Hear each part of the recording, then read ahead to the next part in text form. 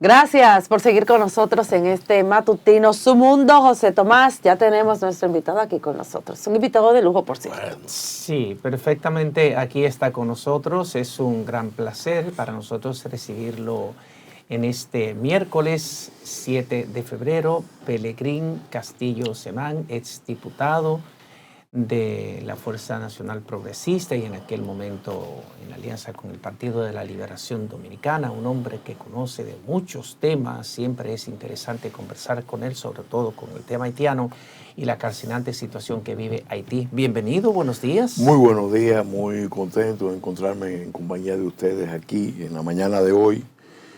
Un saludo al público que sigue este espacio en esta planta de su mundo. Estamos a la disposición de ustedes para tratar tanto ese tema de tanto interés como cualquier otro. Los temas políticos, obviamente, porque apenas estamos a pocos días de las elecciones municipales, pero la crisis en Haití nos toca de cerca porque tenemos el país con una gran presencia haitiana y un país abandonado por la comunidad internacional, con una falta de liderazgo interno, y hoy los líderes que está presentando Haití son dos delincuentes de marca mayor. O sea, ¿cuál es la esperanza que tú ves en esta situación y en qué nos toca a la República Dominicana, en qué nos puede afectar esta situación? Bueno, yo vengo diciendo hace tiempo que el escenario de Haití hace años se está montando con mucha deliberación, con mucha premeditación y no menos perversidad ni cinismo para que se produzca una guerra civil de alta intensidad y que el efecto inmediato sea ejercer una enorme presión de un éxodo masivo hacia República Dominicana. Al Estado Dominicano, por tanto, lo han sometido y lo van a someter a presiones mayores para que abra su frontera, e incluso se elaboró un plan en el 2019 con fondos del Departamento de Estado. Ayer yo le pedí al presidente Abinader por enésima vez que tomara una decisión histórica, que era dejar sin efecto ese plan. Ese plan está ahí, lo elaboró el Instituto Nacional de Migración en el 2019. Yo lo di a conocer, el resumen ejecutivo. No tengo la versión completa porque la han guardado, es uno de los secretos mejores guardados. Pero por lo que se ve, el plan es que en la frontera se abran campamentos. Campamentos de refugiados, ¿verdad? Que generó muchísimo rechazo aquella vez cuando fue publicada la información. Bueno, entonces el presidente desde el principio dijo que él no aceptaba eso, que él lo rechazaba. Yo le decía, mire, los estados tienen que conducirse por decisiones legales. Aquello fue un acto administrativo, porque recibir fondos del Departamento de Estado para elaborar ese plan en el gobierno pasado fue una decisión que se tomó en el gobierno pasado. Participaron técnicos de la OIN, técnicos del ACNUR, y por tanto no basta, no es suficiente con que el presidente diga que no se va a aplicar. Lo correcto es que lo dejemos sin efecto, y si los norteamericanos de alguna manera se ponen bravitos, entonces se les reembolsa lo que ellos invirtieron en ese plan, que creo que sería una señal contundente de que no hay solución dominicana al problema haitiano. Eso lo estamos diciendo hoy, 7 de febrero, que es el día donde termina el mandato de Ariel Henry. Ya la doctora Manigat, presidenta del Alto Consejo, había anunciado que el 7 de febrero terminan todas las autoridades y que por tanto, si no hay un acuerdo legítimo de amplias mayorías de fuerzas representativas de Haití, entonces lo que viene es un vacío. Y todo el mundo hoy, bueno, desde ayer propiamente, se está preparando para ver el escenario de una lucha por el poder de por lo menos 3 corrientes que se pudieran reducir a 2. En la escena lo que se ve es el personaje sin duda carismático de Guy Philippe, que retorna a Haití después de pasar unos años en la cárcel acusado, convicto de narcotráfico. Sí. Pero evidentemente el hombre tiene ascendiente en la policía, porque él fue comandante de la policía, tiene ascendiente en las fuerzas de seguridad de Haití, en lo que resta de ejército. Y además creo que podría tener la fuerza de convencimiento, vamos a decirle así, a muchos de los pandilleros, de convencerlos de que tienen que deponer las armas y darle una oportunidad a una salida política. La otra figura, que ayer parece que fue objeto de una agresión y se vio acorralado, se vio intimidado incluso, es el senador del norte, Moïse Janchar, que es una figura representativa de las corrientes radicales de izquierda de Haití. Me extrañó verlo en Puerto Príncipe sin mucha seguridad y teniendo que virtualmente huir y esconderse, porque unas fuerzas de seguridad fueron y se enfrentaron a la policía y él estaba exactamente en el medio del enfrentamiento y tuvo que recogerse.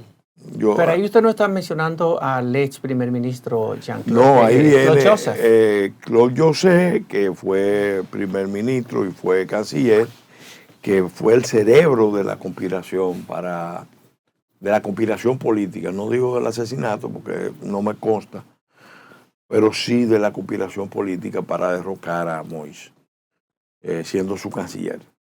Entonces, él también fue gaseado en una de las manifestaciones, le tiraron gas lacrimógeno y lo llevaron a una clínica. Pero los 3 son las figuras, vamos a decir, que representan, encabezan las corrientes que están en pugna. Ustedes saben, el que ha dado seguimiento a esto, saben que aparentemente en la política norteamericana hay 2 corrientes. Hay una corriente que se expresó cuando Daniel Foote, que era embajador, enviado especial norteamericano en Haití, renunció por la política Biden, la política de Blinken, de repatriar a los haitianos y de maltratarlos en territorio norteamericano. Él renunció y se convirtió, vamos a decir, en el vocero del discurso, del planteamiento de que a los haitianos hay que dejarlos solos, que ellos resuelvan entre ellos, sin intervención internacional, porque son 30 años de fracaso con 10 intervenciones. Entonces el argumento de Daniel Foote era que en esas condiciones eso era lo correcto. Obviamente él expresa, aunque llama la atención de que un embajador de carrera, un funcionario diplomático que ha estado vinculado a actividades de inteligencia, le renuncia a la administración abiertamente y la cuestione. Pero él ha estado alentando esa corriente. Hay otra corriente donde está Claude Joseph y compañía, donde está la diáspora haitiana en Estados Unidos, que tiene mucho poder, que estaba tratando de que la fuerza internacional robusta la encabezara una coalición de países africanos. Porque ellos entendían que los haitianos iban a entender mejor, a aceptar mejor una intervención de países africanos, encabezado por Kenia. Yo, en el Senado norteamericano, cuando fuimos la misión dominicana, dije claramente que no tenía mucha confianza en que las tropas africanas iban a tener mejor récord frente a fenómenos criminales como el narcotráfico que las chilenas, las uruguayas, las brasileñas, las argentinas. Pero al parecer el proyecto de Kenia, de fuerzas internacionales autorizadas por Naciones Unidas, pero sin el patrocinio de Naciones Unidas, porque la marca Naciones Unidas en Haití se quemó rotundamente. Con la minusta. Con la minuta y con todo, porque son 10 misiones de fracaso tras fracaso. Entonces, este invento de formar una coalición que nunca llegó a concretarse, nunca llegó a concretarse porque nunca estuvo muy lejos, siempre estuvo muy lejos de consolidar una fuerza de intervención robusta. Y como se puede comprobar con la lectura de los informes de las propias Naciones Unidas, en Haití hay una concentración de armas muy alta, de armas modernas, muchas municiones, muchos mercenarios. Entonces hay que prestarle mucha atención a eso, porque esa lucha, algunos dicen, bueno, que lo correcto es que se vuelva a los orígenes y que en vez de una confrontación venga una especie de concertación, de triunvirato que abarque esas tres corrientes para dar paso a una salida de paz organizada, donde estén todas las fuerzas representativas. Pero lo más probable es que en la mejor tradición haitiana empiece una lucha brutal por el poder, usando las armas, y que eso se pueda escalar a un conflicto de envergadura y eso apunte hacia República Dominicana. Doctor. Porque en eso sí están de acuerdo todos los grupos. En el objetivo de atraer, de envolver, de involucrar a República Dominicana. Aquí hay gente que cree que nosotros podemos jugar en Haití un rol hegemónico, un rol de tutela. Han apostado a eso. Por ejemplo, yo estaba observando una entrevista que le hicieron al comandante Guy Philippe. Uno lee atentamente. Él dice que él es amigo de República Dominicana, que hay que trabajar juntos, pero ahí inmediatamente compra el discurso de los grandes empresarios de la isla. Ojo, porque él dice, es que unido el mercado de los 22 millones, de los 24 millones, somos una realidad muy poderosa y ya él está hablando, asumiendo el discurso de quiénes, de los ricos de allá, de los ricos de aquí, de la unidad, en vez de asumir humildemente el reconocimiento de que Haití tocó fondo y que la tarea prioritaria no es la integración con República Dominicana, sino la reconstrucción, el rescate de Haití. Son dos enfoques completamente diferentes. Doctor, por ejemplo, ahí voy, la comunidad internacional haitiana, la oligarquía haitiana, se dice que es no la principal, pero es parte del desorden de lo que supuestamente hay en Haití ahora mismo con el tema de la banda, porque se benefician de ese conflicto. Me gustaría saber su posición con relación a lo que está pasando actualmente en Haití, este conflicto, y el papel que está jugando primeramente esa comunidad internacional que incluso ha mandado hasta armas a esas bandas. Miren, vamos a hacer una distinción, porque la denominación comunidad internacional bueno, la oligarquía haitiana que reside a muchos actores.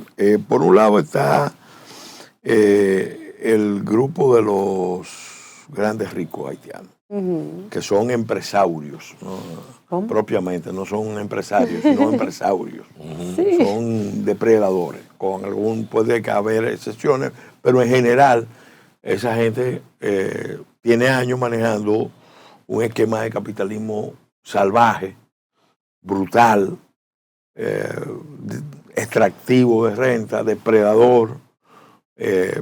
Y esa gente, Guy Philippe, observen el discurso de él en las entrevistas, Guy Philippe hace una crítica velada a República Dominicana de que no entiende por qué República Dominicana tiene trato con esta gente y por qué ellos aquí son tan bien recibidos. si uno mira lo que ha pasado en los últimos años, muchos de esos grupos han venido para acá o han traído muchas inversiones para acá. En Haití nunca lo han asimilado como haitianos. Nunca. Siempre lo han visto como extranjero, como árabe, como blanco. Y ellos, en general, lo que tienen es una cultura que no es la haitiana, es una cultura muy internacional, muy occidental o muy afrancesada, muchos gustos sofisticados. Eso por un lado. La diáspora haitiana, que es otro actor en esta confrontación, le echa la culpa de los problemas de Haití a ese grupo y por reflejo entiende que la alianza con los ricos dominicanos es parte del problema. Y no dejan de tener razón. Porque ese esquema en realidad lo inculcó aquí Estados Unidos. Cuando Estados Unidos descartó a Haití, que fue en la década de los 80, lo grave del caso es que Haití es un estado fallido, pero además descartado, desahuciado, donde no hay nada que hacer. Esa es la visión que ha primado.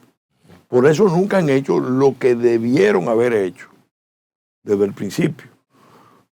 Entonces entienden que la manera es derivarlo hacia República Dominicana y en eso han comprometido a las élites dominicanas, al alto empresariado dominicano principalmente, a buena parte de la clase política, a la intelectualidad, a sectores de la iglesia católica y sectores evangélicos y a sectores militares. Nos han comprometido en el esquema de que, miren, finalmente administremos la crisis y que nosotros vamos a ser los hegemónicos, los que vamos a dominar la isla. Con ese enfoque después del terremoto incluso se involucró más República Dominicana en Haití porque Venezuela, el comandante Chávez, el ALBA, Brasil, alentaron a República Dominicana a jugar un papel activo allá, y que con espíritu solidario. Por eso se metieron más allá de lo que tenían que meterse, creyendo que se iba a cambiar la percepción de los haitianos sobre los dominicanos. Y no es verdad, no es verdad. La diáspora haitiana entiende que eso es injerencismo dominicano, afán de dominio dominicano sobre Haití. Y eso fue lo que reventó con el asesinato de Moïse. Pero primero había detonado con la firma del acuerdo del presidente Abinader y el presidente Moïse en enero del 2021. Yo le digo a ustedes, a los amigos que están viendo el programa y a ustedes, busquen en la página de la presidencia ese acuerdo y léanlo. A nosotros nos convenía como país, en muchos sentidos. A Haití también. Pero aquí se celebró, se hizo un acto como se había acordado, allá nada.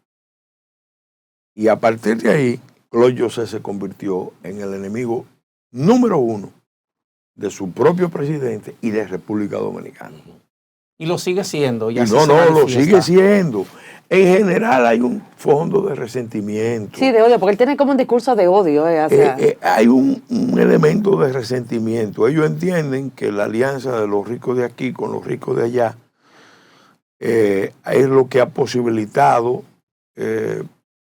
esa relación desigual, donde Haití se siente subordinado a República Dominicana, donde los presidentes haitianos en cierta manera son colocados por la alianza esa entre ricos de allá, ricos de aquí. Eso no deja de ser una herencia del periodo de la dictadura de Trujillo, porque Trujillo por muchos años se ingirió en la política haitiana. Pero nunca eso se hizo por decisión única de los dominicanos. En los últimos años, esa relación vino siempre inducida por los propios Estados Unidos. Quien junta a los líderes del empresariado dominicano y a los líderes del empresariado haitiano en el 2009 en la Universidad Internacional de la Florida, acompañado de los dos cancilleres, para planear lo que sería el mercado de los 22 millones, 24 millones. Son los americanos. Porque ese era el enfoque economicista, el enfoque de ONG que había antes del terremoto. Entonces, eso evidentemente no funciona porque Haití es una nación, es emblemática, tiene una historia. Nosotros somos otra nación emblemática, histórica. Y el que desconoce esas dimensiones de las relaciones entre los dos países insulares, además una singularidad, son dos países emblemáticos en una isla, que representan dos visiones culturales, dos visiones del mundo completamente diferentes. Así es. Vamos a seguir hablando de este y otros temas porque también contigo vamos a hablar de política. Ya tenemos las elecciones a la vuelta de la esquina del nivel municipal el 18 de este mes y obviamente las elecciones congresual y presidencial del 19 de mayo. Conversamos con Pelegrín Castillo, exdiputado, presidente del partido Fuerza Nacional Progresista, aquí en su matutino Su Mundo. Nos vemos después de la pausa.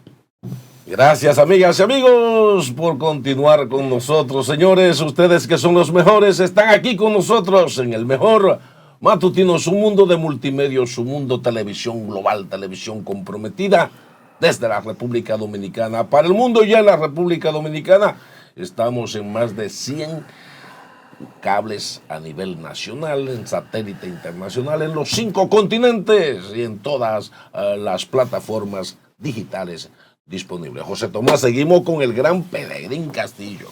Así es. Pelegrín, tenemos a la vuelta de la esquina las elecciones municipales del 18 de este mes. Ya la Junta comenzó en el día de hoy el despacho de los kits electorales para los 16.851 colegios electorales que estarán funcionando. Hay una apuesta del partido en el poder, del Partido Revolucionario Moderno, de que va a ganar al menos un 70 o más de un 70% de las alcaldías a nivel nacional.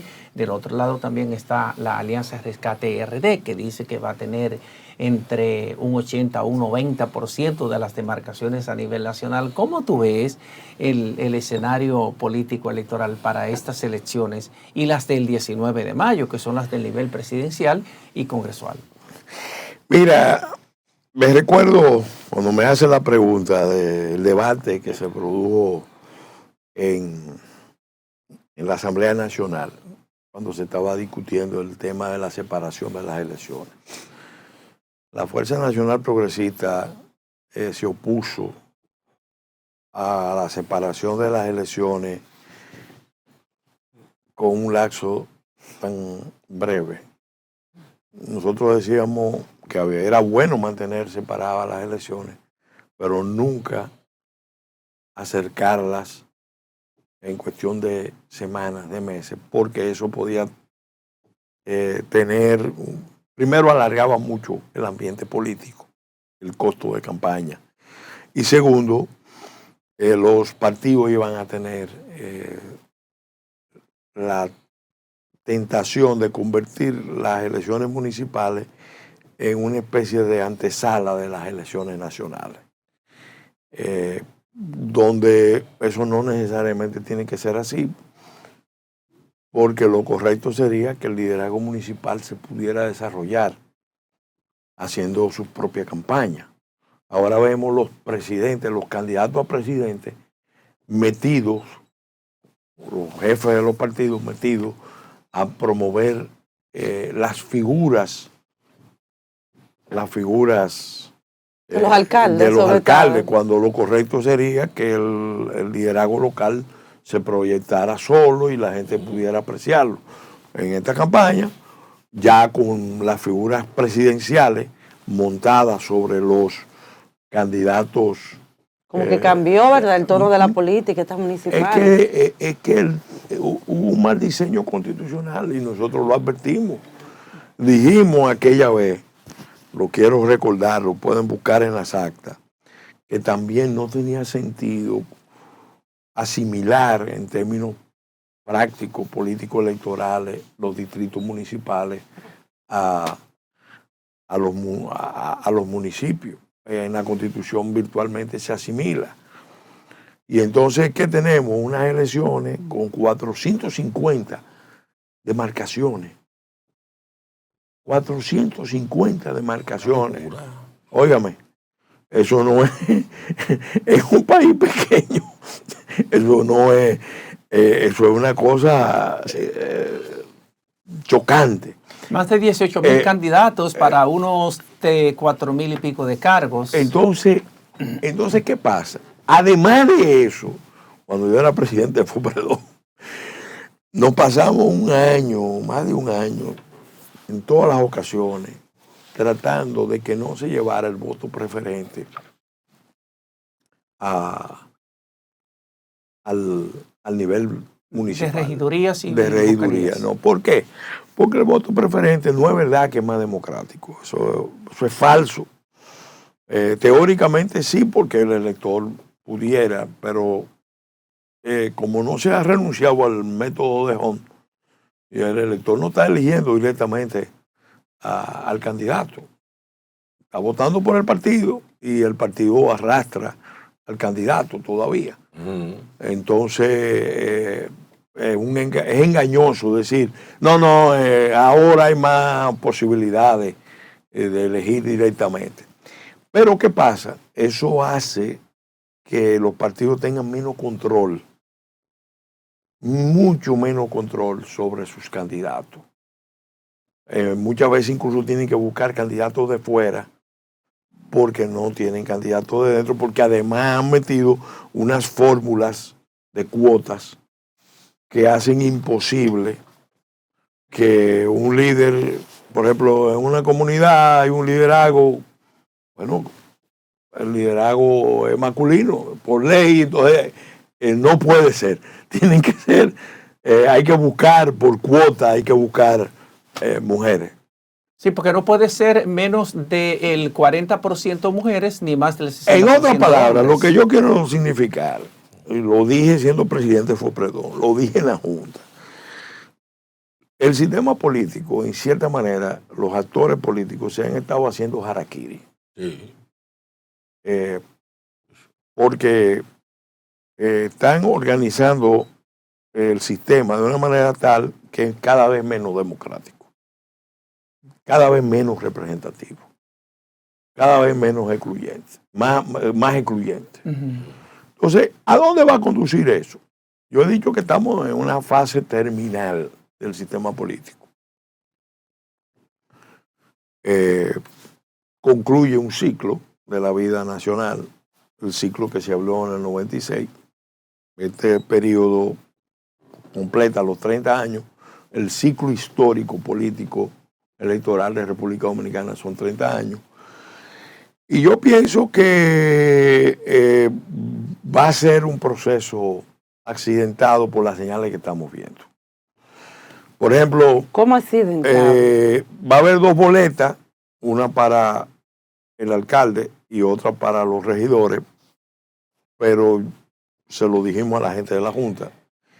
El método del conteo en las mesas para cuadrar el voto preferente va a ser sumamente complicado, porque históricamente hay un 30%, 40% de las mesas que van con descuadre.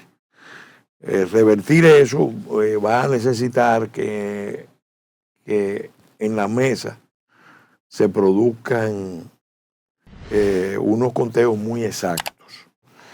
¿Qué pasa? No quisieron ninguno de los actores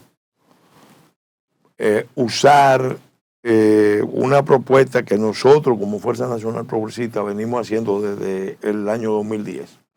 Y es que el conteo el escrutinio se grabe, se filme y se ponga en las redes simultáneamente, online.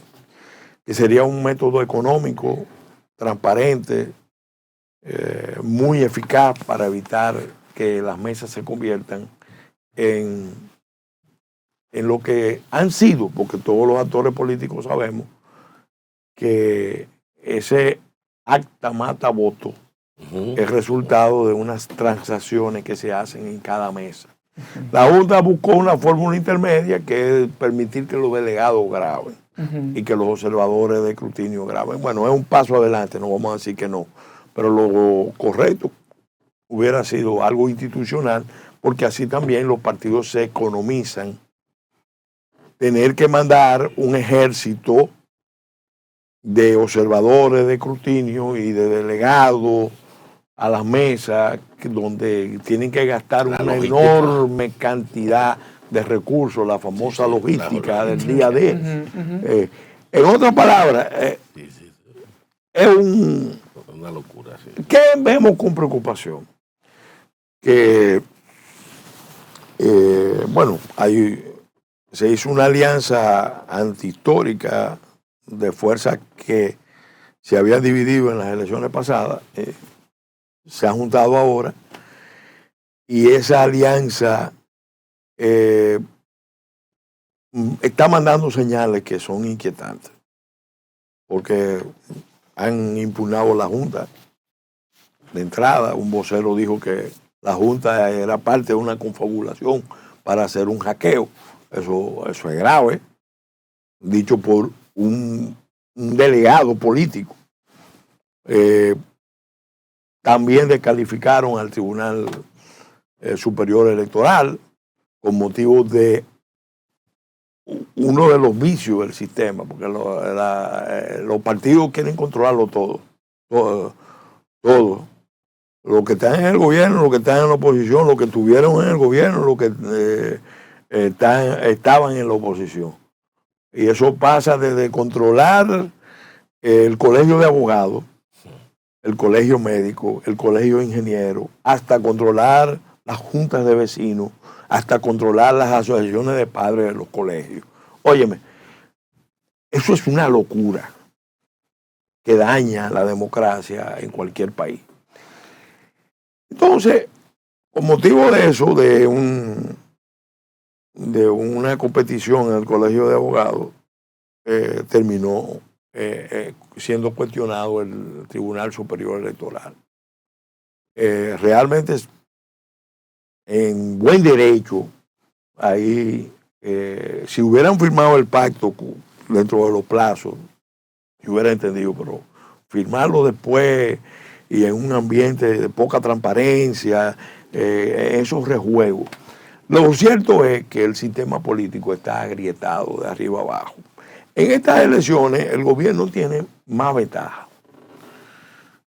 ¿Por qué? Porque normalmente el electorado no vota tanto en todo el mundo en las elecciones municipales como vota en las presidenciales. Doctor, en ese sentido, en las presidenciales... Entonces el voto clientelar pesa mucho más.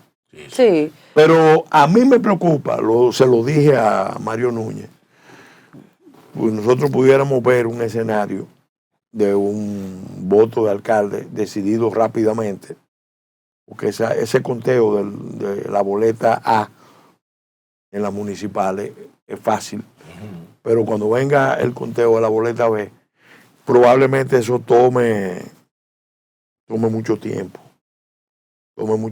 Y eso puede meter mucha presión sobre un sistema que ya han estado, bueno, el propio PLD dijo, nosotros hackeamos el sistema. Óigame, con los antecedentes eso que hay mucho, claro, de las elecciones pasadas, eso es muy delicado. Y que fue una expresión muy mal usada, porque precisamente la jornada a la que convocó la Junta, la jornada de prueba, perseguía precisamente eso, detectar debilidades en los equipos de escaneo, transmisión y digitación, los llamados ET.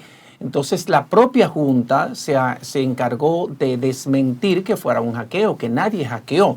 una impresora ni ningún equipo de los que va a utilizar. Fue Mire, una vulnerabilidad detectada y que fue corregida. Mire, cuando se trata de procesos de este tipo, se está viendo en Estados Unidos, se vio en Alemania. Bueno, en Alemania eliminaron los métodos tecnológicos. Aquí se insiste mucho. Se insiste en el voto electrónico, se insiste en el escrutinio electrónico. Para la Junta puede ser fácil o más o menos complicado, pero lo cierto es que uno tiene reserva con ese método. Es más fácil poner una camarita, más económico, una camarita que grabe y que filme cada conteo. Porque cada vez que usted saca una boleta y la muestre ahí, la va a ver todo el mundo. Y además los partidos, por ejemplo, que no tienen posibilidad de colocar un ejército de 40,000 personas el día D, con la logística del día D, van a tener la posibilidad de tener varios miles chequeando en un computador cada conteo. Y así se produce una democratización de la campaña, porque la campaña mientras más cuesta. ¿Quiénes son los grandes electores en la sombra del sistema político? Aquí son las camarillas de poder gubernamental y especialmente las camarillas cleptocráticas. Los grandes grupos oligárquicos, plutocráticos, que entienden que ellos deben controlar la política. Y la han controlado bastante. Hay una domesticación de la política ante los grandes grupos económicos. Y por otro lado, el crimen organizado, que juega un papel importante aquí. ¿Cuántos Kiko La Quema hay en el país? Muchos. Hay muchos. La quema, la prende, la seca. Y son gente que tienen vasos comunicantes con actores políticos. Sí. Que dicho sea de paso, se esfumó Kiko La Quema de la faz de la tierra. Nadie ha podido encontrarlo. Parecería ser. A lo mejor está junto con Quirinito. Con Quirinito, está pasando con él igual que Quirinito. Pero fíjense lo que estamos diciendo. Esos son los grandes electores. Los grandes electores en la sombra.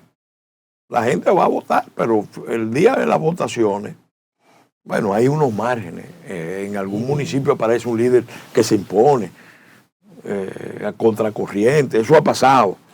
Hay mucha gente con un liderazgo propio que se impone por su respeto, por su trayectoria, por su vocación de servicio. Pero en general, el sistema político está maleado. Yo lo he dicho, es un sistema maleado y maleante, deformado y deformante, que tiene que ver mucho con las deformaciones del capitalismo extractivo de renta que nosotros tenemos, que es un capitalismo que linda con el capitalismo salvaje, brutal, que tenemos aquí al lado. Doctor, mire, se acercan las elecciones ya presidenciales. Tenemos ya más de cerca, claro, las municipales, pero se acercan las elecciones presidenciales. La gran pregunta, ¿la Fuerza Nacional Progresista va a apoyar al PRM o a otro partido? Y otra preguntita brevemente ahí mismo. ¿Por qué rompieron con el doctor Leonel Fernández? Mira, vamos a empezar por ese punto, que creo que es el punto que explica lo otro. Nosotros históricamente fuimos los primeros aliados del PLD y de Leonel. La alianza Fuerza Nacional Progresista PLD la negociamos. Quien habla y Leonel Fernández. Celso Maranzini, que era nuestro secretario general, y Lidio Cadé. En ese momento se negoció durante meses y un buen día dimos una sorpresa. Nosotros rechazamos una alianza con el Partido Reformista que nos hizo una propuesta de esas. Si hubiéramos pensado en términos clientelares, en términos exclusivamente partidarios, no hacemos alianza con el PLD. pero nosotros decidimos por estrategia, por una serie de razones históricas, hacer la alianza con el PLD. Ya desde el 90 venía una relación cercana con don Juan, con el PLD, y entendíamos que a ese partido había que apuntalarlo, porque había una corriente de polarización que lo iba a volver a desmembrar, lo iba a volver a dividir. Y nosotros, bueno, hicimos esa alianza. ¿Qué pasa? Nosotros somos los primeros testigos del ciclo histórico del PLD. Fuimos aliados con nuestras posiciones. Nunca renunciamos a nuestras posiciones. Si algo nos da incidencia en la política más que la estructura partidaria, es el hecho de tener una agenda y de dominar una serie de temas. Por eso hemos incidido. Bueno, nosotros en esa relación con el PLD mantuvimos siempre nuestras posiciones con relación a los grandes temas nacionales. Con el tema de Haití, con el tema de la soberanía, con el tema de la corrupción, con el tema del crimen organizado. Llegó un punto en la relación de alianza con el PLD en que nos convencimos de que no había nada más que hacer. Fue cuando se intentó ya dar un golpe a la Constitución que efectivamente se dio. Todo el que sabe cómo se hizo la reforma del 15 sabe que eso fue un golpe terrible a la institucionalidad del país. Al presidente Medina le dijimos nosotros, cuando Gonzalo Castillo me planteó a mí que apoyáramos al presidente Medina, yo le dije dos condiciones. Primero, que proponga una ley de referéndum. Y eso no es una posición frente a él. Lo mismo hicimos frente a Leonel Fernández en el 2010. Lo hizo el doctor Castillo. Por eso se frustra el plan de Félix Bautista y los ingenieros constitucionalistas de conseguir un fallo de Suprema Corte de Justicia que lo habilitaba para ser candidato en el 2012. Por eso se frustra, por esa posición de nosotros. Bueno, nosotros hicimos el pacto con Danilo, pero cuando nos piden la reelección, esa es la primera condición que le pedimos. La segunda, se lo dijimos claramente, nosotros vimos bien que el presidente en La Habana defendiera la sentencia 168, la soberanía del país. No nos gustó cierto aspecto del discurso del presidente, pero lo que no vamos a aceptar es ambigüedades con este tema. Y después que el presidente fue a La Habana, el ministro de la presidencia convocó una reunión del cuerpo diplomático y fijó una posición exactamente en la línea contraria, prometiendo que iban a desmontar la sentencia. Y nosotros, obviamente, eso no lo aceptamos. El presidente tiene que definir eso. Si él toma ese camino, con nosotros no puede contar. Bueno, después, obviamente, al presidente Fernández le hicieron una de las agresiones más malevolentes que se han hecho en la historia dominicana. Su compañero. Yo nunca había visto un escenario de ese tipo. Una conjura, no para vencerlo políticamente, que eso es legítimo, sino para liquidarlo en términos personales, morales, históricos. Sus propios compañeros. Entonces nosotros dijimos, no, espérate, nosotros no podemos estar más aquí, nos vamos. Y nos fuimos. Y nos fuimos solos. Consumamos la ruptura con el PLD. Después, el que termina de irse es el doctor Fernández, porque se le advierte, se lo advertimos nosotros y se lo advirtió mucha gente. Mire, lo van a golpear. Lo van a golpear. Usted tiene que tomar medidas. Le sugerimos un conjunto de medidas y él no quiso.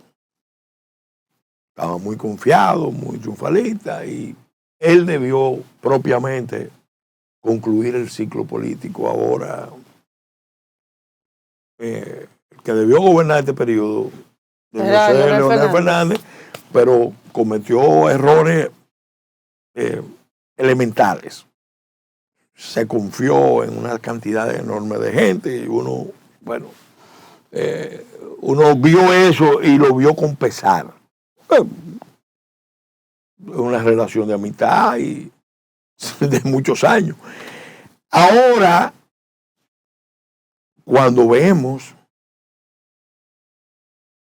que se está reconstituyendo el PLD histórico, pintado de verde, o sea, porque es la estrategia de LGS. Eso es lo que más se parece a un divorcio incompleto. Ustedes han visto la gente que se divorcia y no se divorcia. Bueno, eso siempre termina en problemas. Yo creo que ahí el presidente Fernández, se lo dijimos a él claramente, mire, nosotros entendemos, bueno, él le dijo al doctor Castillo de manera muy clara, muy inequívoca y terminante, yo estaba ahí en esa reunión, mire, en ningún caso nosotros vamos a hacer alianza con el PLD y con el grupo de Danilo Medina menos. Digo, eso fue algo, cuando nosotros vemos que se avanza en esa alianza, evidentemente ya sabíamos por qué ellos no querían, porque ellos no procuraron, como siempre habían procurado. Bueno, pues nosotros somos los aliados originales. Entonces le dijimos, mire, es una alianza peligrosa, no rara, además de rara, peligrosa, porque usted está pactando con gente con la que no hay ningún motivo para tener confianza. Segundo, es una alianza antihistórica y hay que pensar en la historia. Leonel Fernández ha sido 3 veces presidente. La prueba de Leonel en este momento no es ser presidente otra vez. Lo que el país está pidiendo es un liderazgo histórico de estadista. No otro líder. Y mucho menos un PLD pintado de verde que retorne. Eso no. Doctor, pero la sociedad rechazó eso. Sí. Y el sistema necesita un cambio. Entonces, que nosotros no apoyemos a Leonel Fernández no significa que nosotros vamos a llevar a Luis Abinader en nuestra boleta. Mucha gente no lo entiende porque nosotros somos difíciles de entender. Sí. Cuando nos fuimos al gobierno, mucha gente no entendía. Ustedes son enredados. Óyeme, no entendían. Ahora nosotros dijimos claramente, bueno, para nosotros la prioridad es la lucha nacional patriótica. Porque el país está en el vórtice de una tormenta. Hoy estamos hablando 7 de febrero. Ahí puede haber una guerra civil, puede venir un escenario de proyección de esa crisis hacia República Dominicana y hay que estar preparado, hay que estar unido. Al presidente Fernández, esa fue otra razón. Le dijimos, presidente, usted con este tema tiene la mayor responsabilidad histórica de estar junto al jefe de Estado en esta materia. Él decidió tomar otro rumbo con Miguel Vargas y con sus enemigos del PLD. Entonces, hasta ahí no llegamos. Entonces, eso fue lo que provocó la ruptura. Ahora, ¿qué nosotros sí tenemos? Nosotros tenemos una alianza municipal con el PRM. El PRM en 3 puntos. De los 450 puntos del país, nosotros tenemos una alianza en 3 puntos. Llevamos 41 candidatos a regidores en diferentes puntos, con el Partido Reformista, la mayoría, y con otros partidos. ¿Y qué le hemos dicho? Bueno, nosotros queremos obtener que nuestros candidatos puedan ganar. Le hemos dicho a los candidatos, miren, ustedes tienen libertad a nivel local de hacer las combinaciones de alianza que ustedes consideren para ganar. Algunos lo han hecho, otros no lo han hecho, pero ya eso es del candidato.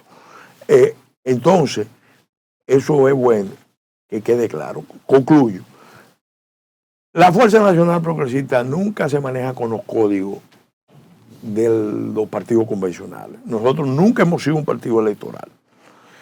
Ahora mismo lo decimos y lo ratificamos. Estamos ante un desafío enorme que pone en peligro la existencia de la nación.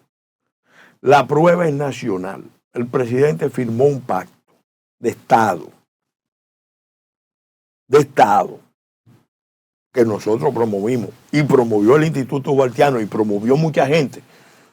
Nosotros entendemos que la prioridad es que se cumpla ese pacto. Nosotros, si él asume el compromiso de ese pacto, que va más allá de la coyuntura electoral, más allá de la coyuntura política, evidentemente le va a hacer un servicio, no a la candidatura de él, no, a República Dominicana. Él pudiera fracasar por cosas de la vida y tiene ventaja para ganar, pero pudiera fracasar.